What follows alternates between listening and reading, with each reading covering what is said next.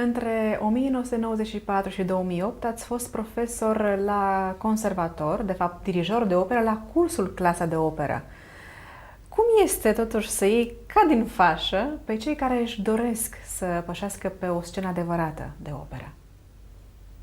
Mie mi-a plăcut, fiindcă eu sunt un om cald și mi-a plăcut totdeauna meseria mea și mi-a plăcut să o împărtășesc. Am simțit nevoia, am zis că dacă eu am învățat de la alții, pot să învăț și eu pe ceilalți. Unii primesc, alții nu primesc, dar aici cred că este limita lor, nu a mea. Și, în general, am rămas în foarte bune relații, excelente, cu mulți din studenții mei și culmea e că relațiile excelente am rămas cu aia care au vrut să învețe și care au făcut carieră în diverse locuri. Cum ar fi? Păi... primul nume care vă vine acum de în minte? suflet, da. Marius Brenciu, pentru că eu cu seria lui am început.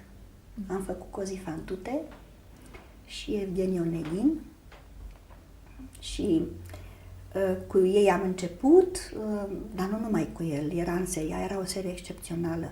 Era Dan Dumitrescu, care acum cântă la Viena, era Mihaela Stanciu, care este o soprană de care nici nu mai trebuie să o prezentăm noi, că ea singură s-a prezentat prin ce a făcut. Erau și serii mai mici, ca număr. Puteai să lucrezi, fiindcă erau ore alocate și făceam și regia, de multe ori am și jucat acolo, făceam asistentul de regie. A fost o școală pentru mine, cred că la orice vârstă, și la 70 de ani, cred că mai am de învățat. Îmi place. Oamenii se nasc. Problema e să-i găsești și să reușești să pui și tu o pietricică acolo la cariera lor.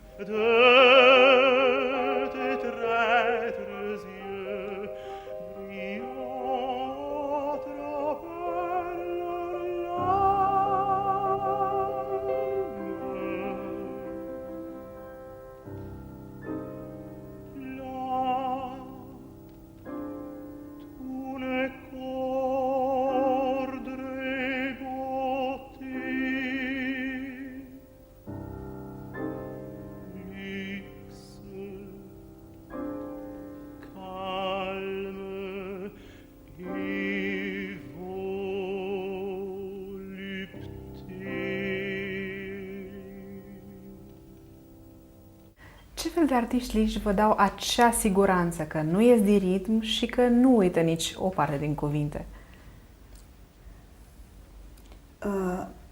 Oamenii își cunosc bine rolurile. În general nu te riști să intri oricum. Dar se întâmplă. Probleme. Sigur că se întâmplă, pentru că suntem oameni și toți greșim. Cine spune că nu greșește, toți greșim. Și se întâmplă să n-auzi un instrument, să nu-ți intre în orchestră un instrument care are temă. Și atunci ești debusolat, mai ales că te miști, nu totdeauna stai cu ochii la dirijor, sigur că el trebuie urmărit tot timpul, dar n-ai cum tot timpul să stai drept, pentru că nu ești la vocal simfonic. Și atunci, normal că tu intervii să intre corect, sau dacă ai intrat puțin mai înainte sau mai târziu, trebuie să repari, eventual chiar cânti un pic, ca următorul să intre corect. Da. Deci este o meserie în care trebuie să fii foarte prompt, n-ai timp să te gândești. Da, și trebuie știute foarte bine partiturile. Nu e... Ca să ai un spectacol de operă curat, e foarte important ca dirijorul să fie secundat de un foarte bun sufleur. Deci trebuie să ai foarte mare exigență când angajezi un sufleur, pentru că el teoretic, un absolvent, poate să știe foarte multă muzică, nu? Dar să fie o persoană mai lentă sau să fie o persoană mai indecisă, să nu aibă viteză de reacție. Și atunci tu trebuie să găsești omul care să aibă și datele native, nu? acel jvânt pe care trebuie să-l ai în momentul în care trebuie să sari, să salvezi lucrurile. Au fost situații aproape când era cât pace să se închidă cortina. Țin minte că am avut un Rigoletto cu mulți ani în urmă. Era maestru Petrovici la pupitru, a venit un solist francez, făcea ducele și la quartetul final el avea linia melodică conducătoare, Bella filia dell'amore, și ceilalți făceau contrapunct. Și nu știu ce făcea el în Franța acolo, mă îndoiesc că era chiar un tenor care cânta foarte des operă, fiindcă altfel s-ar fi imediat și-ar fi dat seama, ar fi prins orchestra, dar el s-a zăpăcit și atunci am început să cânt. Să-i cânt linia lui. Maestru Petrovici și dânsul de la pupitru a început să cânte. Sigur că a fost hilară situația. Noi românii avem simțul umorului, probabil că până în Italia s-ar fi aruncat cu cartofi sau cu... Aia sunt mult mai extrovertiți. Ce alte situații hilare ați mai întâlnit în acest spectru al dumneavoastră? Păi, se mai fac uneori glume. Cum ar fi? Îmi rețin una, dar nu pot să o spun. Rigoletto era... E un dialog între duce și contesa de Ceprano și la repetiții s-au tot făcut glume. Se cânta atunci în românește și a soției datoare să-și urmeze bărbatul. Era o replică și noi, ha, hi, hi, hi, soției datoare să-și trădeze bărbatul. Și cine știe unde a fost în mintea contesei atunci? Problema este că în spectacol a zis femeia datoare să-și trădeze bărbatul. Și sigur toată lumea a râs.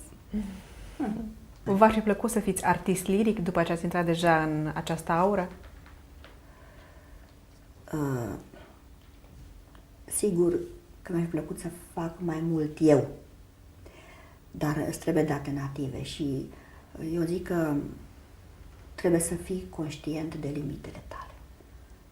Nu aveam daruri vocale suficiente. Plus că n-am îndrăznit inițial, multe n-am îndrăznit eu să fac inițial, pentru că am crezut că nu pot, că sunt prea mică, că de multe ori când ești mai defensiv, e la fel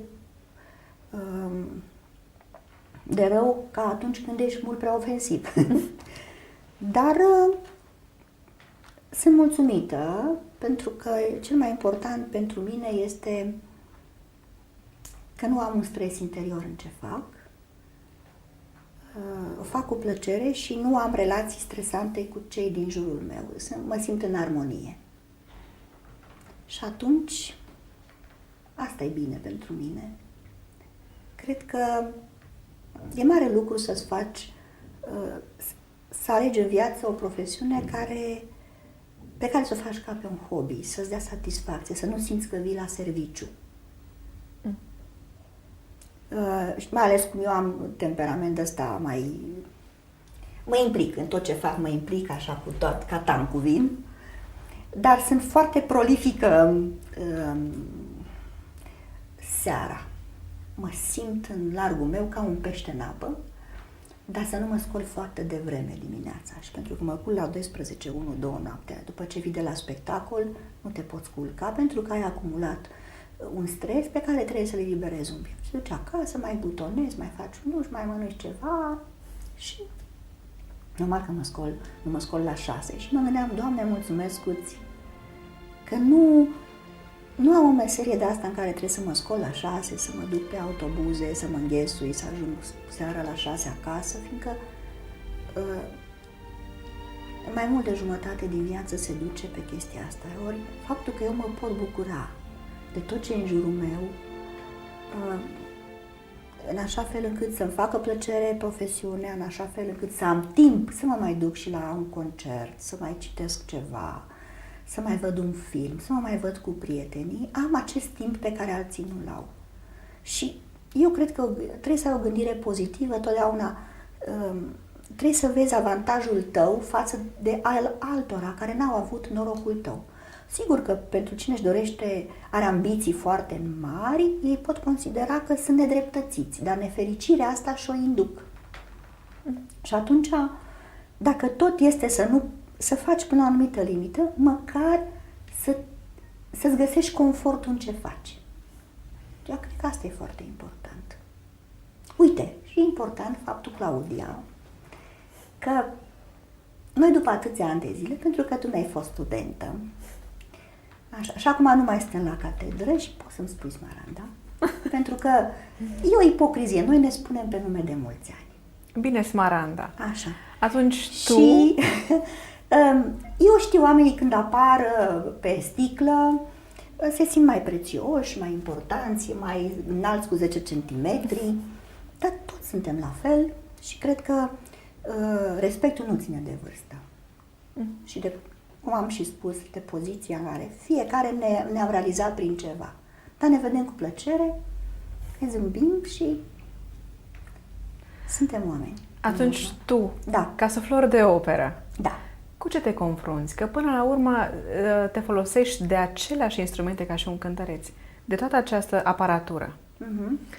Ce se întâmplă stând acolo? Este acel praf, acel curent. Da. Cum reziști? Căci și coadele vocale totuși suferă la un moment dat. Măi, după Revoluție încoace s-au bulversat multe din lucrurile bune. În ce sens? Noi suntem expuși prafului, suntem expuși zgomotelor foarte mari, pentru că tu ai văzut acum, am fost în fosă. Eu stau lângă timpani, lângă corn, instrumentele de suflat, alămuri, nu? După în stânga sunt bașii, sunt cu ei, sunt colegii mei de acolo. Eu sunt la mijloc, jumătate în scenă, jumătate cu ei. Dar când ai o lucrare de forță, nu? Și stai 3 ore jumătate și asculți și auzi și, cum să spun, te apasă decibele, e foarte greu. Ești de acolo amețit, da? Noi făceam parte dintr-o grupă profesională care nu că avea un avantaj, pentru că nu se pune problema unui avantaj, se pune problema unei judecăți adevărate a ceea ce se întâmplă cu un om care face meseria asta, pentru că și vârsta de pensionare, nu ca și la actori, ca și la minerii nu mai spun ce existență au acolo, ține, deci vârsta de pensionare și de nivelul de efort și de stres pe care tu îl acumulezi în viața ta profesională, nu? Ori, noi am avut un coleg care s-a pensionat, dar care de pe la 50 ceva de ani ajunsese să nu mai audă bine, să nu mai vadă bine, pentru că 3 ore jumătate pe zi, la o lumină de 20 cm, alternând tot timpul, deci este și un joc al ochilor care obosește oricum, între partitură, scenă,